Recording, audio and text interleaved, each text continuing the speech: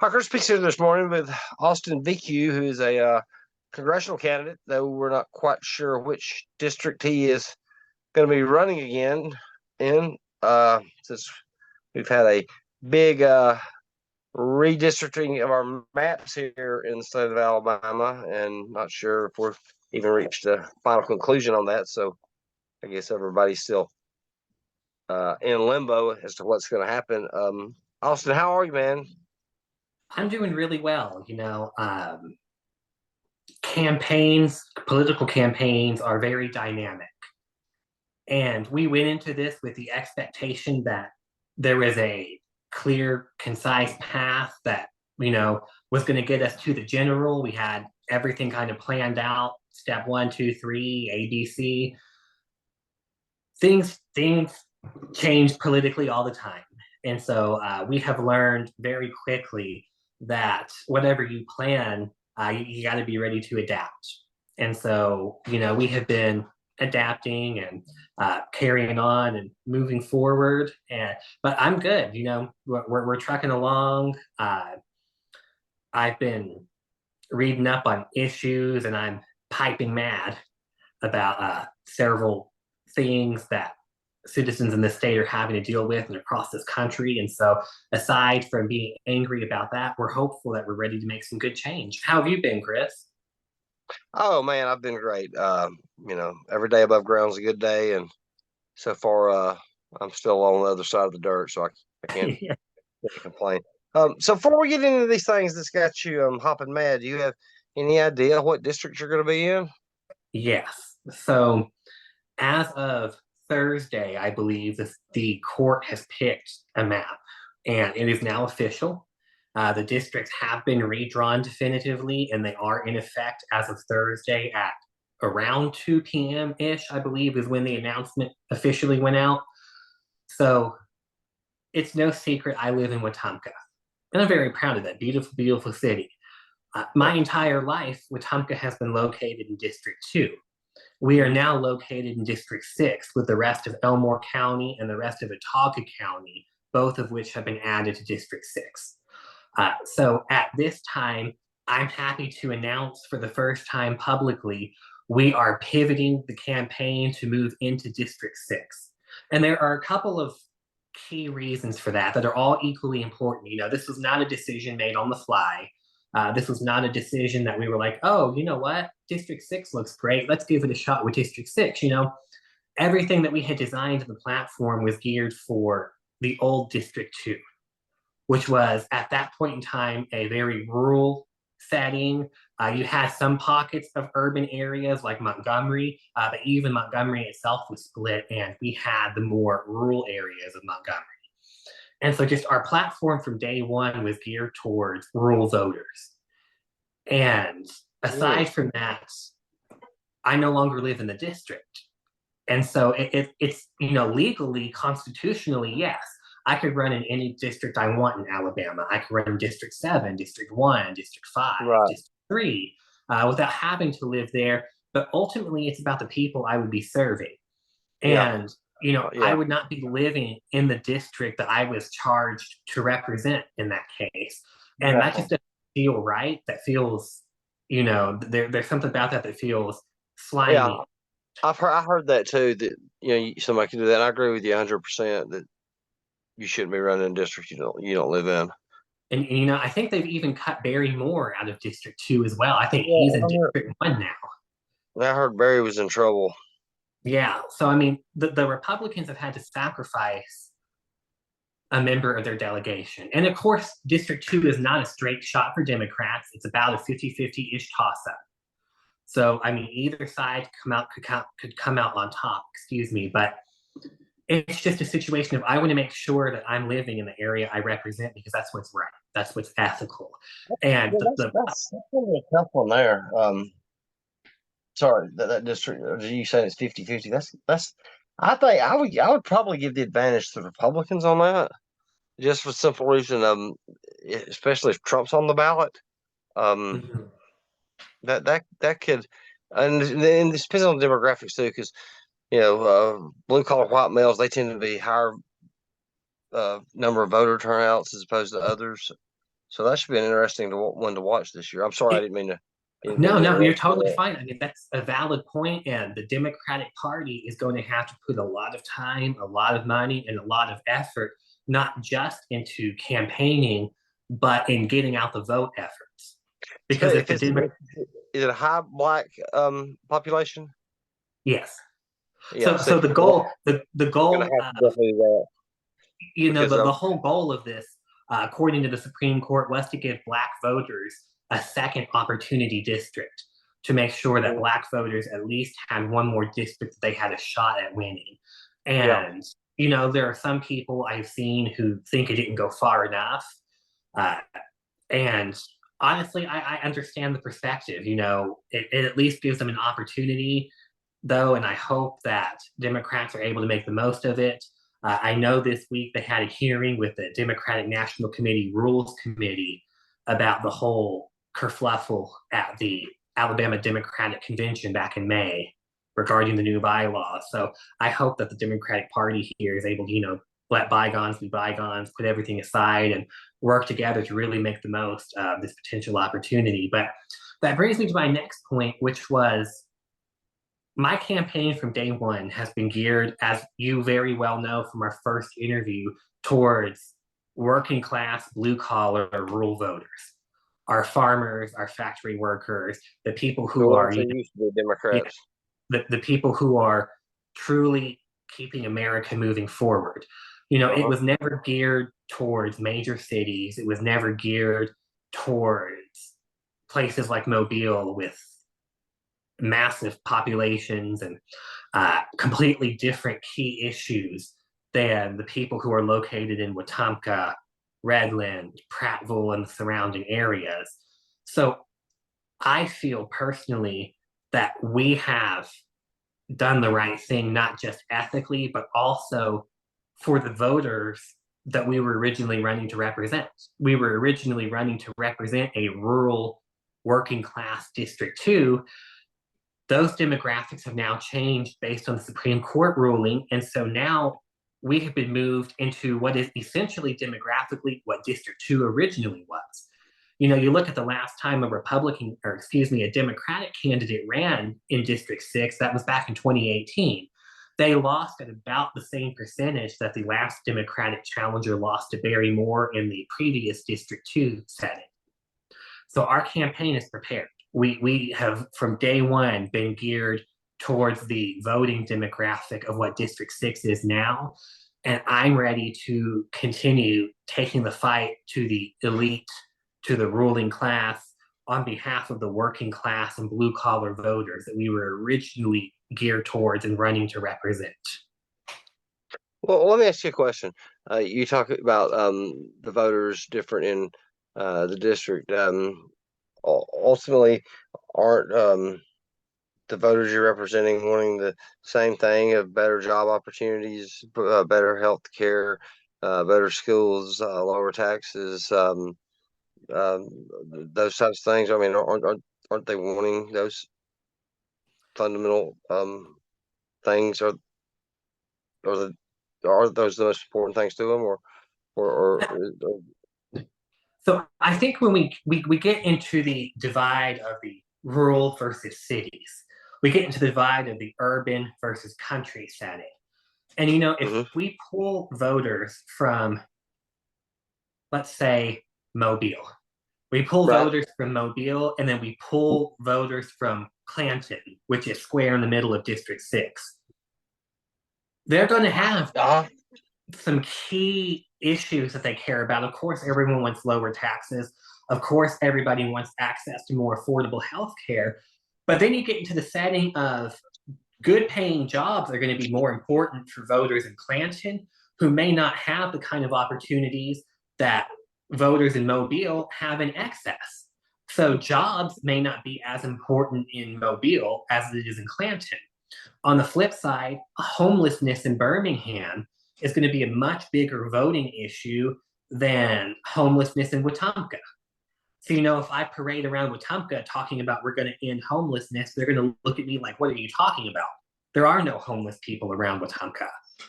But I take that same message to Birmingham and suddenly it becomes relevant. because of Birmingham's homeless population. If I talk about tourism and bringing in tourism jobs to Hoover, which is square in the middle of District 6, they're going to look at me like I'm crazy because tourism is not a big industry in Hoover, but it is in Mobile and it is in Birmingham, just like it is in Tuscaloosa. You know, Tuscaloosa is not in District 6, but they're a huge tourism industry because they have people coming from all around the country to attend Alabama football games. So there are, of course, going to be some key issues that affect everybody demographically, no matter whether you're Black, whether you're white, whether you're gay, whether you're straight, whether you live in an urban setting or a rural environment. Lack of access to healthcare, lack of access to education, including higher education. But there are going to be some really key issues that are pivotal in changing how things run. So, you know, talking about the Hyundai plant is not going to hit with the same ring in Wetumpka or Clanton or Birmingham as it's going to be in Montgomery, which houses that factory in that plant. So I mean, when we talk about working class voters, more often than not, you find them in rural areas. You know, people who live in major cities, 9 out of 10 times are going to be your middle to upper class workers. You know, bankers, hedge fund managers, office workers, those kind of things. And, you know, our campaign, because of where it was centered 6 months ago, before anyone was talking about redistricting, was primarily rural. And we knew that. We knew that because it included the Wiregrass area down to the Florida and Georgia borders. Well, now we have stepped back into a rural blue collar race, but we have done so going north rather than south this time. We're on the southern end of the district these days. But, you know, the short answer to your question is, yeah, there are some key differences. Ultimately, there are some foundational things that everyone is going to need and want. But when we get into the nitty gritty, yeah, there's some very, very key heavy differences when we start talking about campaigning in the new District 2 versus the new District 6. So let me ask you a question. Sorry to kind of backpack, but about the district redistricting. You know, obviously, I think the Black population is like 26 or 27% of the state, and when you think about that, there's 7 congressional districts. Well, obviously, in fairness in the law of averages, they deserved a second district, or at least one to be competitive in. But first of all, that's going to be hard to cut out because, you know, the Black populations are so heavily populated in certain cities. But is that really the right answer to make try to get a district just based on race? Because where are we going to stop there? Is there going to be the Supreme Court going to rule there has to be an Asian district coming out of Los Angeles, a purely gay district coming out of San Francisco, you know, a Native American district coming out of, you know, Wetumpka, Alabama? I mean, where's it all going to stop? So I think it goes back to the Voting Rights Act. You know, you look at the Voting Rights Act, it's very specific about people being able to elect their chosen representatives in certain ways. The problem is gerrymandering. So originally, the Alabama state legislature cut Montgomery in half. And that was not how it was originally, but they cut Montgomery in half and they put the Black half of Montgomery into District 7 with Terry Sewell and the white, rich Republican half into District 2 with Barry Moore.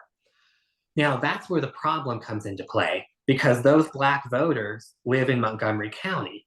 But the state legislature, knowing that those Black voters were populous enough in the area to pose a potential threat to a Republican incumbent, moved them into the only district that was represented by a Black congressional member. So it was diluting the Black vote. And I think that's where the key problem comes into place. And, you know, we also have to understand that when people come to the United States, 9 times out of 10, they are in major cities. So in Uh, Alabama, they were in places like Birmingham, Tuscaloosa, Montgomery, Mobile, Huntsville, places like that.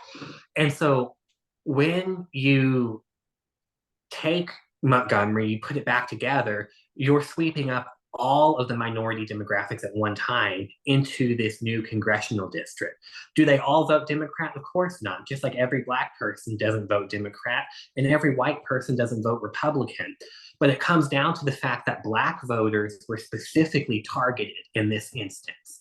And so I think that's why the language that's being used is talking specifically about Black voters, because they were specifically targeted in this instance. Now, in another state that has maybe a high demographic of Asian American voters, if a Republican legislature took Asian American voters and put them all in one Democratic district in order to stop them from voting in the place where they originally lived, then yeah, the Supreme Court would start talking about Asian American voters and being violated by the Voting Rights Act in that particular instance. So I think it's really just the demographic that was targeted at this moment. And so, of course, the language itself is going to reflect that fact as opposed to other minorities like gay voters, Asian American voters, Native American voters, etc. Does that kind of make sense, or does that? no, that's a perfect answer. That's that was excellent. Um, no, I don't think anybody could have answered any better. So you said you've been reading, studying the issues, and look it up. So what's got you so fired up, man? What's going on here? So I have been studying, and it's no secret, I'm a big Bernie Sanders guy. You know, I got to meet him back in 2019 when he came campaigning for president in Montgomery, Alabama. As a conservative, I can say I kind of like Bernie too. I don't really like a lot of his ideas, but there's something about the man I find likable. He's honest. He's truthful. He tells it like it is, and if he says it, he's going to stick with it. He's not a flip flopper like we see in a lot of politicians and a lot of politics these days. But I've been reading some of the stuff he's written in some of the books, and it reinforces the reason I'm running for Congress. You know, the average Alabama voter and the average American are really getting screwed with the deal that they have been handed now in this new modern age. You know, we look in the early 1900s, Teddy Roosevelt brought about the Square Deal because he recognized that the average American was being absolutely screwed over by major corporations. And so we got a lot of the trust busting laws that started being written, passed, and enforced. You know, he was a Republican trust buster because he recognized when you allow the super rich and the major corporations to run amok without regulation and without remorse, it is the middle and the working class who pays the price for it. It's the same thing with his distant relative, FDR, in the 1930s and 40s, bringing about the New Deal. He recognized that we were in a recession. It was because of the ridiculousness going on with Wall Street. And he passed the New Deal to help make sure that the average American and the middle and working classes were not left behind as things were being rebuilt. And I look around and I see history repeating itself. I see people who don't have access to affordable health care for themselves or their children when they're sick. I see people who can't afford a higher education, whether that's college, trade school, or technical program, and are stuck. They're stuck working minimum wage jobs that no longer pay anywhere near what minimum wage was meant to cover when it was instituted. Minimum wage is the minimum wage because it's the lowest wage that you should be able to earn and still support a family.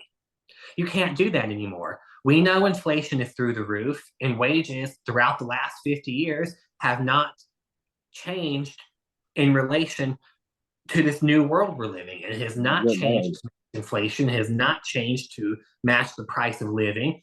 And so now you have several generations of people who are either saddled with astronomical college debt and that they're never going to be able to pay back, or you have people who are stuck working minimum wage jobs and can't get ahead in life. And it's obscene. It is obscene.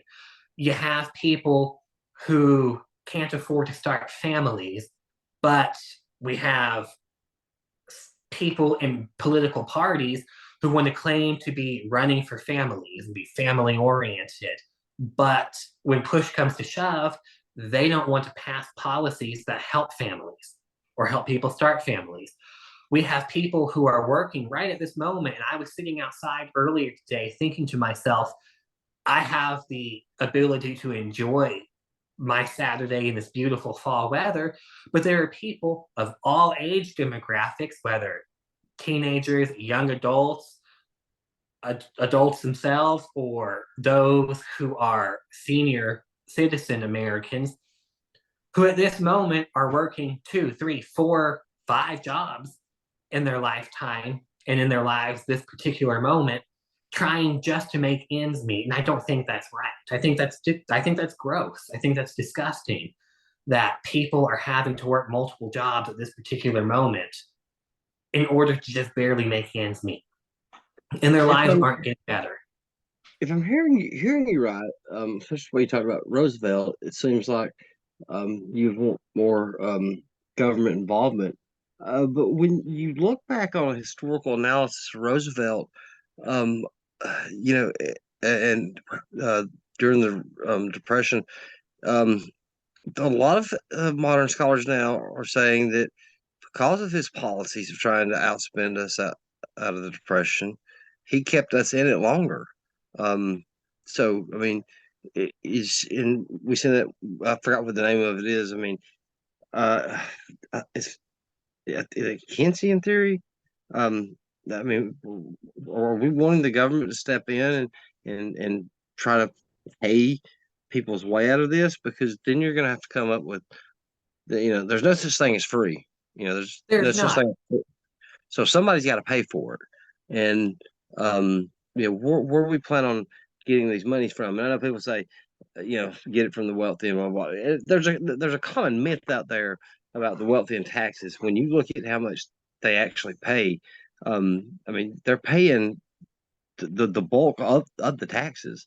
Our problem, when you look at the budget, we're bringing in $3 trillion or $4 trillion. We're spending out six. So Mm-hmm. shouldn't we try to tackle this problem by cutting what cutting spending um So, to have money to pay for these programs, or what's the best way to go about this? I mean, because I'm not an economist, I'm just looking at it from 2 and 2 plus 4, which I can barely put that right. together. So, first of all, I think when the government gets intimately involved in day to day life, we've got a big problem. Okay. You know, I'm someone who I believe that the more regulation there is in certain key areas, it's indicative of an unhealthy government. No, So I don't when you sound have like a Democrat speaking now. when you have the government coming in and telling people what you can and can't do in your personal life, we've got a big problem. When you have governments coming in and telling small businesses, most of what you make is now ours. I don't care that you have 5 employees. I don't care that you're a family run business. We've got a major problem. When you have government that takes complete control of corporations, and I'm not talking about regulation and oversight, because of course we're a developed civilized nation. We have to have regulation and oversight of things, otherwise it would be just total anarchy. Mm-hmm. So when you have the government that comes in and takes over corporations, and suddenly this business is completely owned by the government, we're starting to get into some unhealthy territory there. Part of what makes America the country it is that people have the ability and the freedom to build and design the lives that they feel works best for them to certain degrees. Now, you can't pay people $1 an hour, and that's good. You should not be able to do that. But on the flip side, you should have the freedom to develop the life within reason that you feel works best for you and your family. So now I don't think that we're going to get out of this by having the government step in and seize control of everything. What Okay. we need to handle this in a multi-pronged process. So, we talked about gun control during our first interview, and I told you outright banning things is stupid and it's not going to work.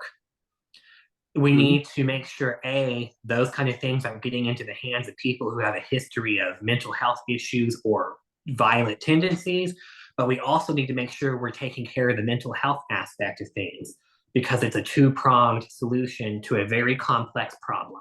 And anyone who tells you that there's one solution is trying to sell you something. Well, it's the same thing here. Number one, we need to make sure that we're stopping businesses from outsourcing jobs to countries like Mexico, countries like China, countries like India, where they can get away with paying people $1 an hour, and then our blue-collar workers, our working-class Americans, are paying the price and the tax for that by losing their jobs. So we need to be finding a way to make sure that businesses are not causing suffering to working-class Americans by going overseas to begin with. And we can debate the solution to that all day long, whether it's passing laws that say you're an American company based in the United States, you have to work within the United States or its territories. Maybe there's a way to provide incentive programs to stop businesses from going overseas and costing people jobs to begin with.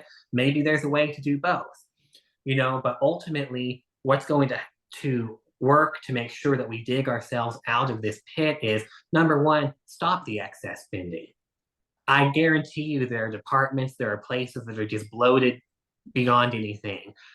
My staff, like I said in the interview with Brandon Mosley, I believe when we're elected, we are going to go through the budget. And let me tell you, I'm a deficit hawk. We were talking about the budget way back when we were about to go off the fiscal cliff over the summer.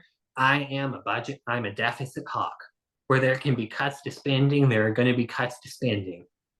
Number two, let's find a way to encourage businesses to stay here.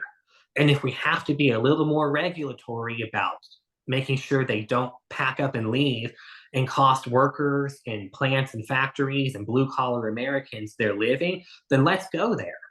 And number three, we really have to make sure we are taking care of our working class voters. Put them to work. Our infrastructure is crumbling. We can create a jobs program which brings in blue-collar workers from all across the United States to upkeep this country. Roads, bridges, railways, ports, schools, they're all falling apart, and there is a surplus of people who would be happy to work an honest day's work for an honest pay. But we have to make sure that they're being paid fairly and they have the benefits they can take home to their families. Raise the minimum wage. Make sure that people are getting appropriate pay for appropriate work. Letting corporations run wild and letting businesses run wild and do whatever they want is not the solution. But overspending and over government regulation is also not the solution either. There is a middle ground. And that's what we're trying to show the voters in District 6 now is, look, we're here to offer you a new square deal. It's time. It's time for the average American and the average Alabamian to finally get the good end of the deal for once. And that's what we want to bring to the table. I'm afraid that, what you sounds good about keeping American jobs here. I'm afraid the ship may have passed on that. Since Clinton signed NAFTA, we've had 60,000 factories closed in the United States. And let me just tell you, and this is going to put me at odds with a lot in the Democratic Party as well, but are you ready for this? Globalization was the worst thing that has happened to the United States politically in a very, very long time. I mean, and that brought me to my next question. Are you sure you're running in the right primary? Because you sound more like the Democrats of when I came up. The Southern Democrat, that was had a populist message as opposed to what the Democratic Party is today, because you seem like a Joe Manchin type, if I will, as opposed to what we're seeing from the AOC crowd. Well, see, and the crazy thing is, the Democratic Party should be all about being a big tent. That is what the Democratic Party stands for. And the Democratic Party is very diverse. Like you said, there are some Joe Manchin-esque Democrats, old school Southern populist Democrats, and then we have some super progressive liberal Democrats like AOC. And that's the beautiful thing about the Democratic Party. But I think we also have to understand that I'm not running to represent AOC's district. I'm not running to represent the Bronx in New York. I'm not running to represent Hollywood in California. And the issues that are important to the people in those two areas are vastly different than what the people of District 6 here in the heart of Dixie, Alabama, are going to care about. And, that brings me to, I wanted to talk to you today as well about the ridiculous culture war we keep seeing. And what's getting lost in translation is people are fighting these ridiculous culture wars that don't matter, but the people in District 6 in the state of Alabama continue to suffer. The people in Alabama, and especially rural Alabama, continue to suffer. The people across the United States, particularly our rural voters, our farmers, our factory workers, our blue-collar workers, no one cares about them. Everyone's fighting and screaming about, ridiculous stuff that we shouldn't even be arguing about. But meanwhile, we have blue-collar workers and farmers who are losing their homes, who are losing their farms, who are losing their supplies, who don't know where their next meal for their family is coming from. And people want to keep... I'm sorry, I didn't interrupt you. No, it's just people want to keep screaming about, this and that and the other, but who is out here fighting for the people in District 6? Who's out here fighting for the farmers and the factory workers and the meat packers and the warehouse workers and the blue-collar workers of every job type? No one. Because we're all so wrapped up in proving that we're right and you're wrong. They don't want to work together, and it's the blue-collar working Americans who suffer and pay the price for that. And it's gross and it's awful. When you mentioned that about the culture war taking place in America, this last legislative session, they got locked down and spent so much time on trying to outlaw trying to pass a bill outlawing teaching of CRT, critical race theory. And I'm sitting there reading this paper. I'm like, is this really an issue in Alabama? I mean, do you think in Coleman County, Alabama, they're going to be teaching this? I'm not arguing if it's right or wrong. I'm just saying that's just not something that's going to be happening in rural Alabama. It's not. You've locked up our whole legislative session and got nothing passed because you're fighting over whether this is going to be passed or not. And let me just say, let's get to the root of what critical race theory is. It is a high-level law school-style class program that teaches students who are in the process of passing the bar to become attorneys where there is structural racism in the justice system. Critical race theory is not being taught in K through 12 schools, and critical race theory is not being taught at college campuses. I attended AUM for 6 years. Not once was there a single class about critical race theory.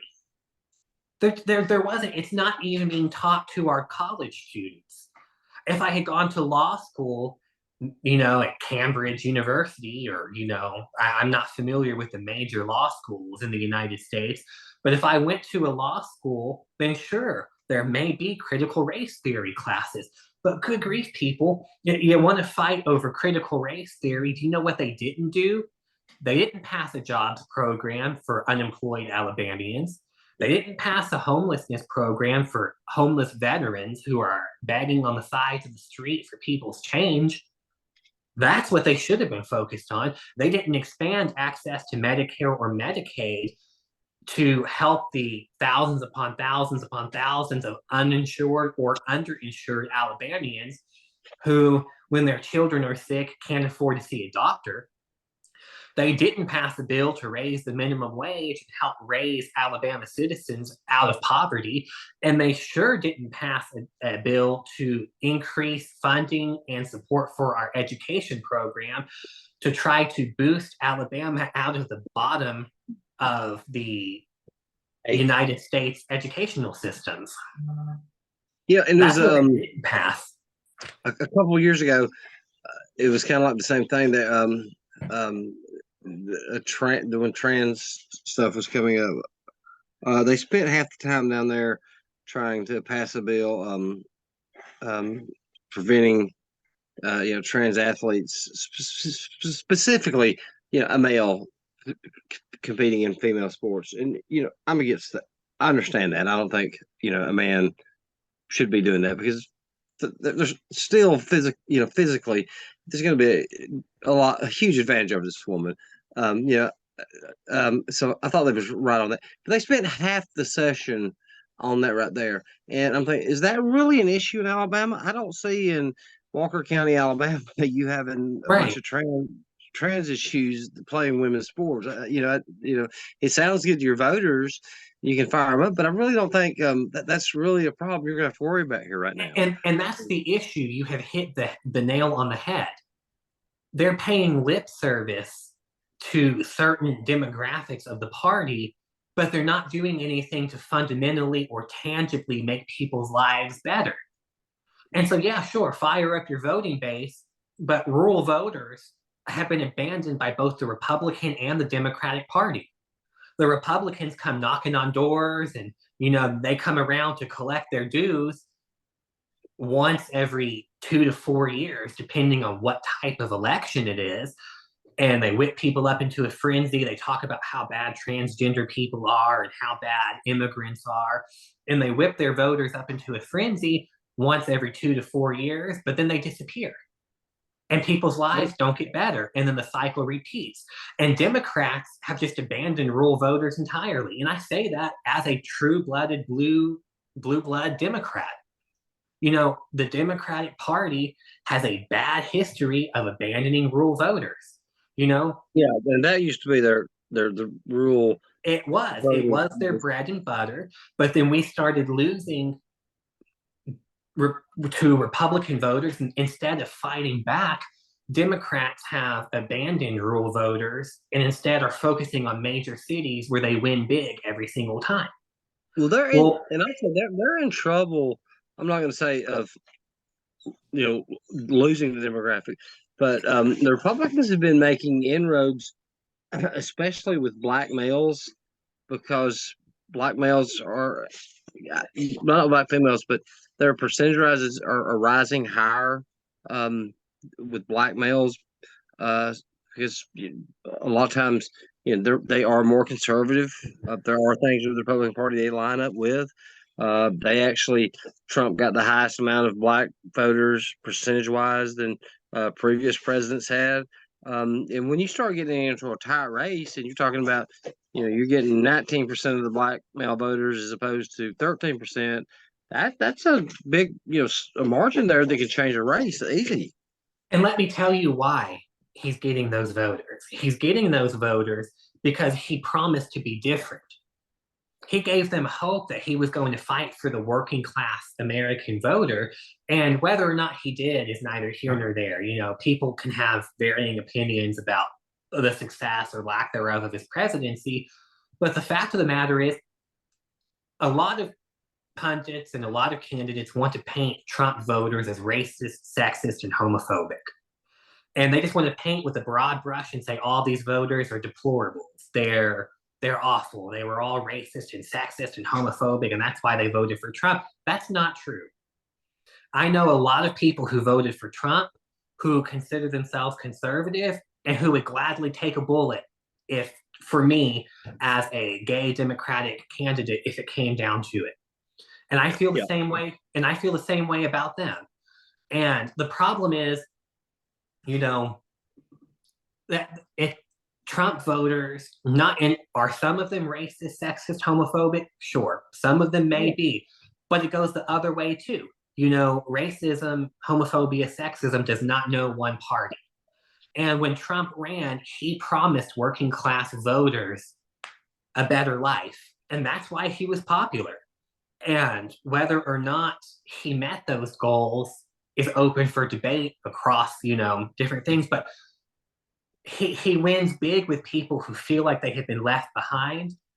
And that's why he continues to be popular, because working class Americans have been left behind and they want candidates who are there to support them.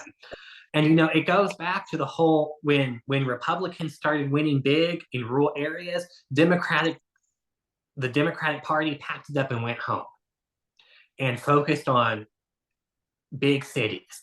And we're still seeing that Democrats are having to relearn in the party how to reach back out to rural voters, and not just to get them to vote. We cannot be a party that shows up once every 2 to 4 years, says, I want your vote, I'm a Democrat, I'm going to make your life better, and then disappears. That's essentially what Trump said to, speaking to, I think it was in Detroit or something, to a black group, and he said, what the hell do you have to lose? The Democrats show up 4 years, ask for your vote, and you don't hear from them for 4 years. And that's exactly true. And this goes back to you saying, are you sure you're running in the right primary? I'm absolutely sure I'm running in the right primary, because we have to have a new generation of Democratic candidates who are not going to abandon our rural voters, our farmers, and our blue-collar workers. And it's very sad, because at one point in time, the Democratic Party was the champion for those voters. We were out there on the picket lines with them. We were out there on their farms, in their factories. We were out there wherever they were working, making their lives so much better. And when things got tough, the Democratic Party took our ball and went home. And we said, fine, you want to keep voting Republican? Vote Republican. And, it's time for the Democratic Party to step back into the ring and be the champion for working class voters again. You said I sound like a populist? You're damn straight. I am a populist. It is time for average American and average Alabamian voters, particularly the rural farmers, the rural voters, and our working class voters, to be given the better end of the deal for a change. That's why we're running on the New Square Deal platform, because it is time for a major change. And I'm running here in rural Alabama, so I'm ready to work, regardless of whether it's with conservative Republicans, whether it's with independent voters, whether it's with Democrats, whether they're progressive, moderate, or conservative Democrats. It's a big tent, and I want all voices at this table, because this is the United States of America. I want everyone involved. I want to be that representative for everyone across the board. Don't, please don't take this the wrong way, what I'm about to say. Because this is not how I meant it. I just studied his political career and how he spoke to crowds and the message he delivered. Hey, and it sounds like I'm at a Wallace rally, because that was the message that Wallace was delivering in his speeches, was basically the same thing of what you're saying. Because Wallace was a populist. So take for me, take that as a compliment, because I think Wallace was one of the greatest politicians this country's ever had. As far sorry he sold his soul to get mixed up in the race thing to get elected governor. But as far as what he wanted to do and did actually attempt to do for the state of Alabama, you mentioned trade schools earlier. The free trade school back to 1964, that was a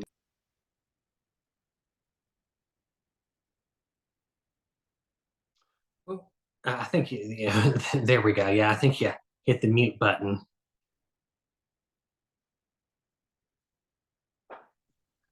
the free. There we go. Trade School and Junior College Act of '64, signed by George Wallace.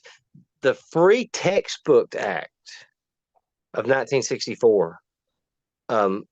That was monumental because it's hard to fathom that now, but until then, students to go to school in Alabama had to pay for their textbooks. You're talking about how poor Alabama was in 1964. You had students going to school with no books, and that was just a huge thing that he did. But sorry, I didn't mean to go off on Wallace. No, so my whole thing is, you can be populist, but without the racism. Yeah, and absolutely. And I'm running on a platform of protecting civil rights for everybody. I want to make sure that our Black citizens can go shopping in a store without being followed because they're being racially profiled. I want to make sure that our Black citizens can walk down the street and not worry about whether or not they're going to make it home that night. I want to make sure that our gay, lesbian, transgender, bi, what have you citizens are able to live the lives that they feel called to live without fear of harm. And, we can be populist, and we should be populist. We don't have to be racist in amongst all of that. And, it's a sad day anytime a politician feels like they have to use race or any other demographic to divide people. When we run as a populist, when we run a populist campaign, it should always be about being together. We can't leave anybody behind in the United States, or it's going to affect us all. And unfortunately, rural voters and farmers and working class people just kind of get tossed by the wayside. And it's a shame. It's truly a shame. My grandfather has been a farmer his entire life. I have working class. That's a major job industry here in Alabama. People don't realize how much the farming industry is as far as our economy. Sorry, I didn't mean to interrupt you. No, I mean it's a shame, the kind of things that farmers have to deal with and the raw deal that they get. I have blue collar workers in my family, and it's a shame the raw deal that they get. And so I grew up in an environment where I have watched these most necessary, these most vital and pivotal of roles in the United States. I've seen how they're treated. I've seen how they're looked down on. My grandfather, he's a farmer. He never attended college. He doesn't have a degree. He's not stupid. He is one of the most intelligent people I know. Exactly. A man of faith, a very intelligent man, a very hardworking man. But our farmers are looked down on, considered less than. There are blue collar workers who are considered less than, who are considered non-intelligent. Oh, that they couldn't get into a college, so they went they're working in an HVAC repair company. Well, let me tell you what, Mr. 5 Degrees, fix your air conditioner, fix your own air conditioner in the July Alabama summer. I had an argument with somebody a while back, and I forgot what was on there, and they was complaining about wages and what a teacher makes and what an electrician makes. And I said, look, buddy, just because you went to school for 12 years and you got a doctor's degree in philosophy and you're sitting at Starbucks complaining about capitalism, and this guy went to a 2-year school and making $85,000 a year, don't think that you're smarter than him to begin with, or that you're better than him, because that electrician is a lot more valuable to me than what you are sitting down here writing a screenplay hoping the movie's going to be picked up. I'm sorry that you wasted your time getting a degree that's not going to help you in a job, but don't think that you're better than somebody who is a plumber, electrician, a welder, a mechanic, or something like that. I totally get where you're coming with that. And that's what it's all about, And of course, the arts are vital. The arts are important. Our teachers are important. These people who are getting PhDs are important. But the world does not revolve around them. There are blue collar workers who are just as important, who are doing jobs that are just as important. And we're so pigeonholed into thinking that college is the only correct route, thanks to the No Child Left Behind Act, by the way, worst educational passage of legislation in American history. Uh, Well, and look at one thing, and I forgot what I was saying, because one thing I was trying to point out to this guy is some people aren't meant to go to a 4-year university. Um, you know, like I've known people that, that my level of intelligence was way above theirs, but they were good and had a knack for welder. Well, this guy's over the welding programs over the junior colleges in Mississippi, making $200,000 a year. So who's the smarter guy? I mean, don't think somebody's just because they may not be good at history doesn't mean that they're stupid person. Then sorry, point I want to make that some people just aren't meant for that. So that's why we need to go back to the trade schools, junior college, trade schools to where people can learn stuff like that because there's so many jobs out there. look, So I didn't mean to go off. Supposed to be letting you talk. well, no, I'm a man of faith. I don't hide the fact that I'm a practicing Catholic. I like to think that I'm relatively devout in my practice, and I hope that I am, and I hope that that shows in the way I conduct myself in my day-to-day life. I have to believe that there is a different plan for everybody, and some people are called to the college path, and they do great. Many people do great things with their college careers, and that's a wonderful thing. But I also believe that some people, that's not the path that they have been given. And so they have to take the path that's right for them, especially if that's a college trade, or excuse me, a trade school technical program in the workforce. You know, and we need to make it easy for them to do. I know you talked about the Free Textbook Act, and you talked about the Trade School and Technical Program Act. We need to be expanding that as well. We need to be making sure that higher education is affordable for everyone across the US. We need to make sure that technical training and tech and trade school programs are not just available, but that we're recruiting students and we're funding them adequately and we're giving as much time and attention to them as we are 4-year universities. I interviewed Chris Woods. I don't know if you've heard of him, but he ran for mayor of Birmingham twice. And one of his I was talking about crime and poverty and how they go hand in hand. And one of the things that he proposed, which I've never heard really anybody say this, which I thought was brilliant, was he wanted to bring back the trade schools where when you got in 9th grade, you started spending your time in trade school, and when you came out of high school in Birmingham, you had 2 different trades that you could go get a job in, making $35 an hour as opposed to $7.25 at Walmart, and that's going to help bring you out of poverty. Mm-hmm. Poverty will help with the crime rate out there, and I thought that was just an excellent idea that he had there. It is. Tell me what else makes Austin mad. I bet you listen to the Rich Men of Richmond every morning just to get fired up, don't you? I like listening to political speeches in the morning to get me fired up, and it's all about making sure you're a good communicator. But it's just what has made me maddest is just how bad the blue collar workforce and the working class Americans have been just really screwed over.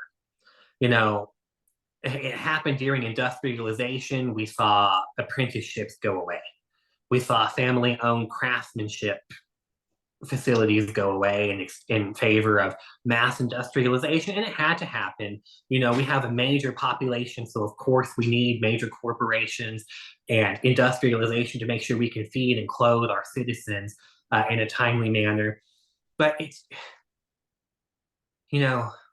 our blue collar workforce, our workers, our farmers deserve so much more than they're getting now, and that's why I'm happy to be running as a populist Democratic candidate. Anytime people call me a populist, I get that warm glow in the pit of my chest here, because it's time. And we've seen it with a lot of conservative support for Senator Bernie Sanders and some of his ideas, and even more so for the fact that he's fighting for blue collar workers. We've seen it in a lot of support for Donald Trump and the way that he has campaigned for blue collar workers. And again, whether or not he. When you look at 2016, there wasn't a lot of difference in the Trump Sanders messages. Very little different. You know, I mean, there was very little difference in that. Um, so how's Austin gonna get these blue collar rural workers who left the Democratic Party over social issues back during the Reagan Revolution to come back to the Democratic Party? I hope we get them because they can see that we're here to provide them a better deal. You know, we're campaigning on the new square deal. And of course, we all know that I'm socially liberal, very much so. You know, I believe that everybody should live whatever life they feel called to live as long as they're not hurting or harming other people. But ultimately, the culture war is just a distraction.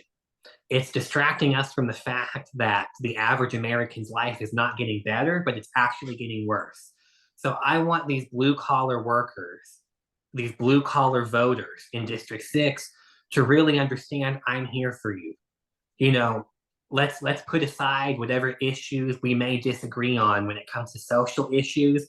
Do you want your life, for your life and your family's lives to be tangibly, fundamentally better? And if you do, come join us. I don't care if you vote Republican. I don't care if I'm the only Democrat that you're going to vote for during the course of this next campaign cycle. If you vote Republican for every single other candidate, but you like what I'm talking about and what I'm supporting to make your life better, and I am the only Democratic bubble you fill in on your ballot, join our campaign. I don't care if you're a Republican. I don't care if you're a conservative. I don't care if you love or you hate Trump. I don't care if you're an independent voter. I don't care if you're a Democratic voter who supported Hillary Clinton or Bernie Sanders or AOC or Joe Manchin. If you were here to make Alabama better, if you were here to fight for a better United States where everyone can achieve the American dream, if you were here because you were tired of the raw deal you're getting and you want a new square deal for yourselves and your families, I'm here for you, and let's work together. Let's make it happen. So you have mentioned a couple times about your campaign team. How many people do you actually have um, working with you or volunteering or? Yeah. So currently we have 5 staff members. We have obviously the campaign manager, we have the assistant campaign manager, we have a senior policy advisor who also is an absolute whiz when it comes to graphic design and website design and upkeep. And then we have someone who manages our social media stuff along with me. And then she and another volunteer frequently come and help us set up for things like fundraisers, speaking events, things of that nature. So, you know, we've got a list of other volunteers as well. And, you know, we're in contact, we're keeping up, and we're always looking to expand as well. So, I mean, we're hunting around for some extra roles to fill just to take some of the other burden off. But, you know, we're out here and it's a, you know, at this point, a small scale campaign, but man, we pack a punch. And you know, in the events we have held, in the fundraisers, I've spoken to blue collar workers who are just blown away by the platform, who admit that they're conservative, but they're now out here supporting me. And you know, I think we have a good track record with the voters that we really want to get this message to. And I'm so grateful for the people who are working with us. And that door is open for people of all different stripes who want to come and work for a campaign that's going to make everyone's lives better. I know you know you're probably not going to raise that's a whole lot of money. Do you plan on doing the old way of campaigning, just knocking on doors? Yeah, so, and this is the difficult thing about political campaigns. You know, when we knock on doors, it's usually not even for donations, it's usually for getting out the vote efforts. Right. So, Right. so it's kind of, hey, we need your vote for this primary. We need your vote for this general. Yeah. Come support us. Mhm. When we fundraise, unfortunately, it's usually a lot of phone calls. It's, me sitting in a room by myself for 6 hours a day, calling lists of people who may or may not donate. And it's tough. So, what we're aiming for is we're aiming to set up a really great system where we have a lot of people out there calling, phone banking, texting, spreading the word. And, essentially, we're not going the way most people do with big donations from major corporations, no Right. super PACs. We're not going the super PAC route. So, I guess the short answer to your question is, yeah, we're going to put boots on the ground, literally and metaphorically, to make sure that we're raising money and awareness, because we want to make sure that when I'm elected, the only people we're beholden to are the people who have voted for us. The rural voters, the blue collar workforce, the people who have been left behind in a very, very gross, very, very real way. Good. Right back. So when we cut, there's something I want to tell you. Mhm. So are you going to have a Democratic opponent? So in District 6, I don't believe so. In District 6, no Democrat has run, period, since 2018. So I mean, you can basically just start hitting the ground now, Mm-hmm. and just throw caution to the wind and go in hell for leather, Yeah. uh, to, with nothing holding you back. Mm-hmm. And we've got lots of support from businesses in Elmore County. We have LGBT advocacy groups who support us in Watauga County, both of which have been added to this new map. I'm familiar with the Chilton County Democrats. I have a great relationship with them, and they sound absolutely excited that they're going to have a Democratic candidate on the ballot. And I'm touched by how much support we're getting across the board, just from everywhere. It makes it easier for me to run as a candidate when I know that these ideas are not far fetched. These ideas have become very mainstream because everybody, including our rural and working class voters, are waking up to the fact that, hey, this isn't right.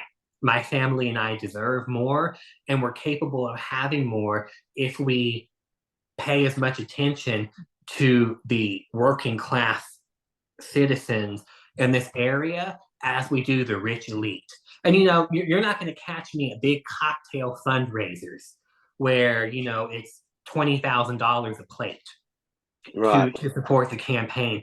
I'm out here. I want support from our rural working class voters. I want support from our people who live in the cities who, are making $20, $30 an hour. I want support from these working and middle class voters who know I'm going to be out here for you. I mentioned this a while ago. What got me is it was at the presidential debate following it, but they before they get ready to introduce them, they was playing the song "Rich Men of Richmond," and I'm sitting there, I'm thinking, why in the hell are y'all playing this? Because you're part of this whole problem right here. How are you sitting here, just saying that you're connecting with this guy. You're part of the. You've not been part of the solution. How dare you even try to take that road there? Um, uh, and he gave him a cease and desist order. Um, you know, uh, I don't know.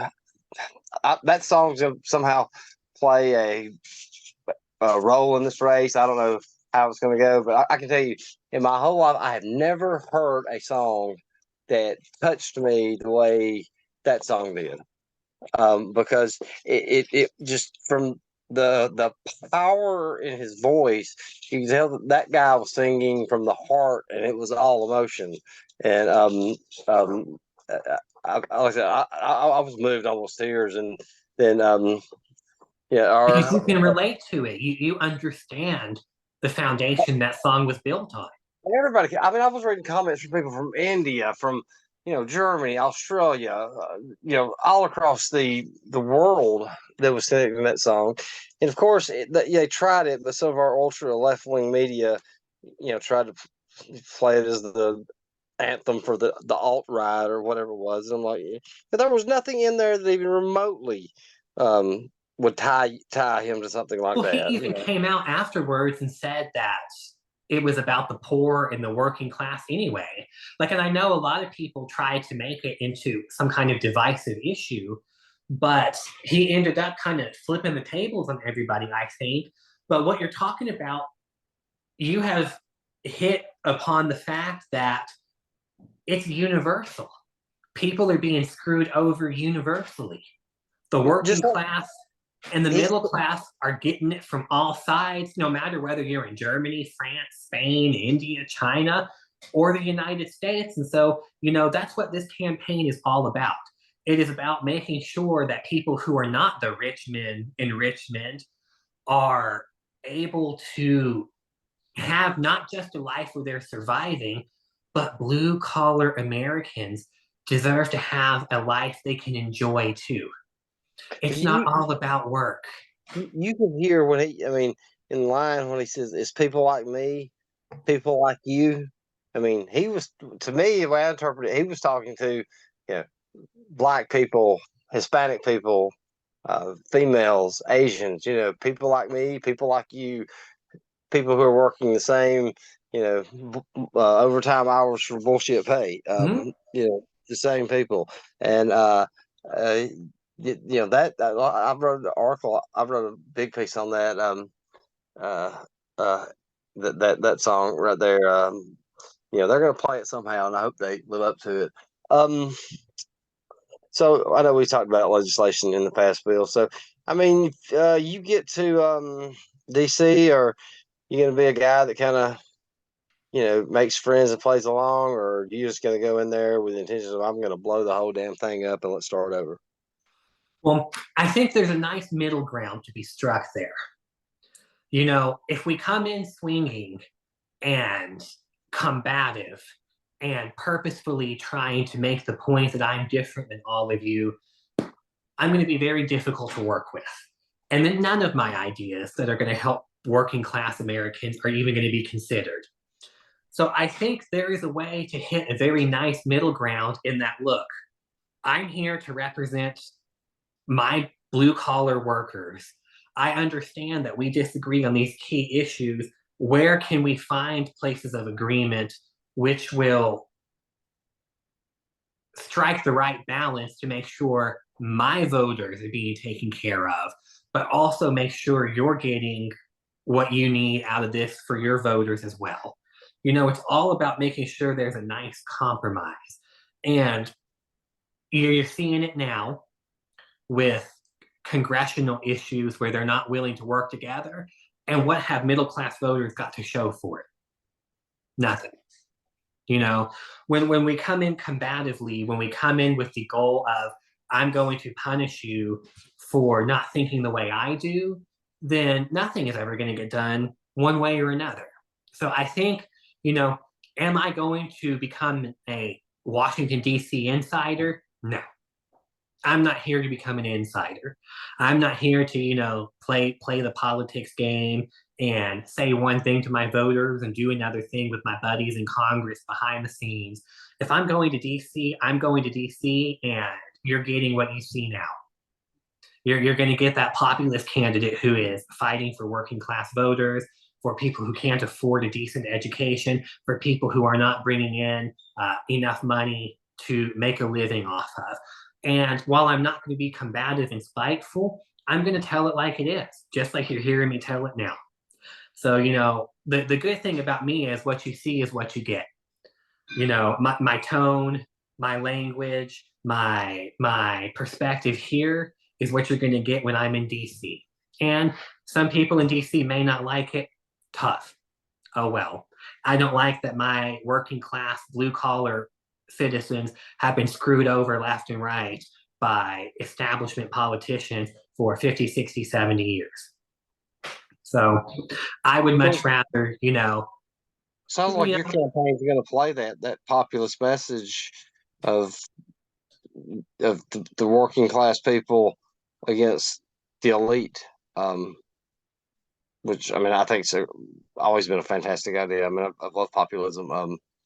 Now tell me, I'm not somebody that can look at a map and tell you what's what. I mean I can tell you where Birmingham is. Explain to me a little bit about the counties that you're going to be representing and the demographics of it. Okay, so I'm looking at my phone. I'm pulling that up because we've sent it around the campaign staff multiple times because we had to hold an emergency meeting last Saturday to talk about what we were going to do. So let me pull.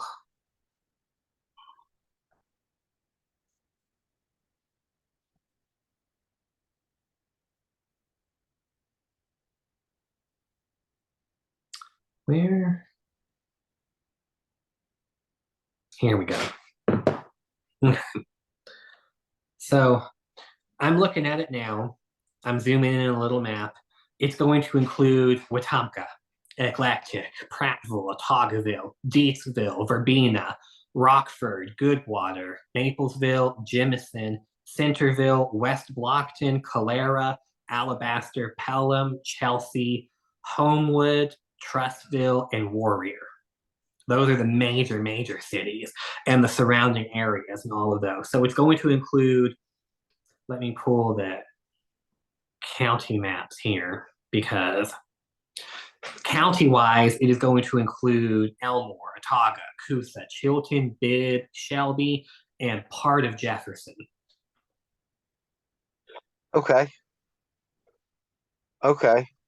So it sounds like you're going to have a pretty high black population as well, correct? I'll believe it when I see it.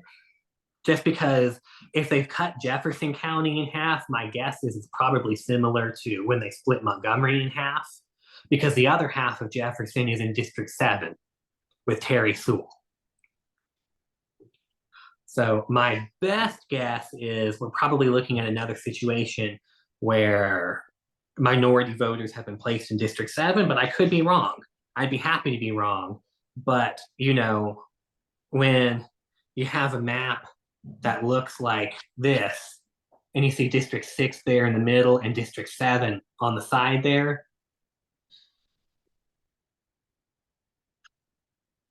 I'm not very hopeful, but we'll play it by ear. We very well may, and we're here. We're here to run. We're here to win. We're here to make a difference.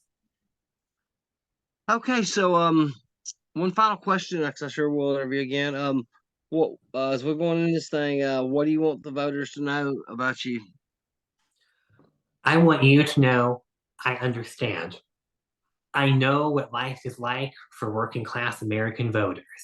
I understand that you have been given a terrible deal, an awful deal, a deal that is making your lives harder and more miserable than anything should have to be. I'm here today running for District 6 congressional seat because I genuinely believe you and your families, your kids, your friends, your acquaintances, you all deserve so much better than you're getting right now.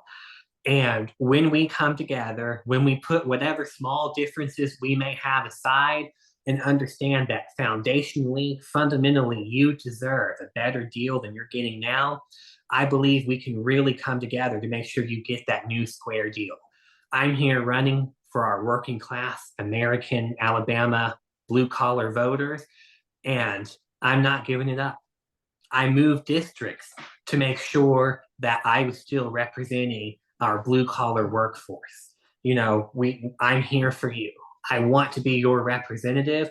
And if anything I have talked about today strikes a chord with you, even if we disagree on some things, come join us and let me show you that a better America is not just possible, but is a certainty when we work together and when we make a difference. I'm here for you. Come out to support us, support our campaign, vote for us, and let's work to make a better America. Um, hold on a second. My thing went down. Sorry.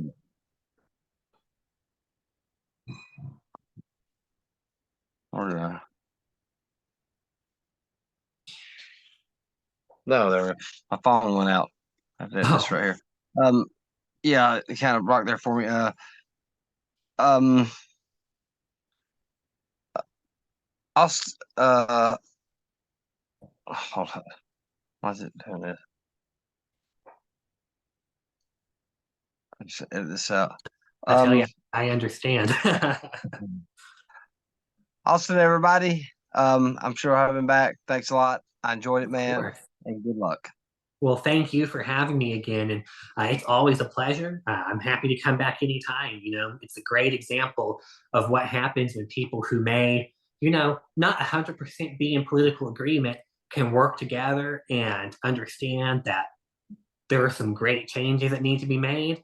And I think what we do here is indicative of a change in the political winds. I think we're going to see this more often out there with the other voters, and I'm ready for it. But always, thank you for having me. Like, genuinely, it's always a pleasure. And thank you for coming. And we'll talk soon. Awesome. Thank you. Bye.